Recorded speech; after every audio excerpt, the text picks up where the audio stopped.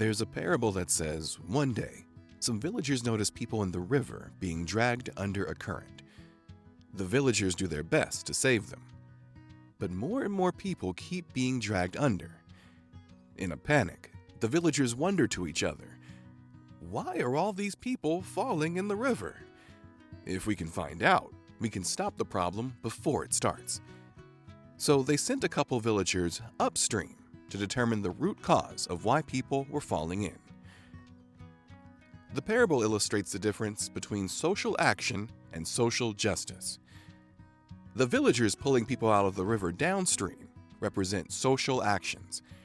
These actions deal with the consequences of harm and attempt to keep things from getting worse. The villagers who traveled upstream represent social justice. These actions prevent harm and usually focus on whole populations and systems. At OAR, we do work both upstream and downstream. Research shows that the upstream issue is racism, particularly anti-Black and anti-brownness. Black, Indigenous, Latin, Latinx, Asian, and multicultural people are disproportionately represented in the river of the criminal legal system. Our upstream efforts are focused on dismantling racism in all systems and ourselves, and seeking racial justice and liberation for all.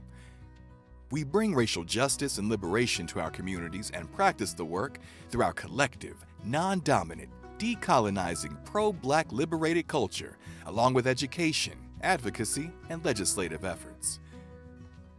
OAR's downstream efforts are focused on individuals of all genders impacted by the criminal legal system.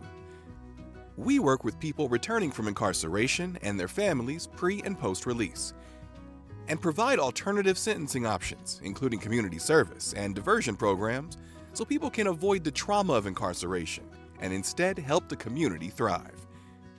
Now you can join us in making our community a place where everyone can be free and thrive. Visit oaronline.org.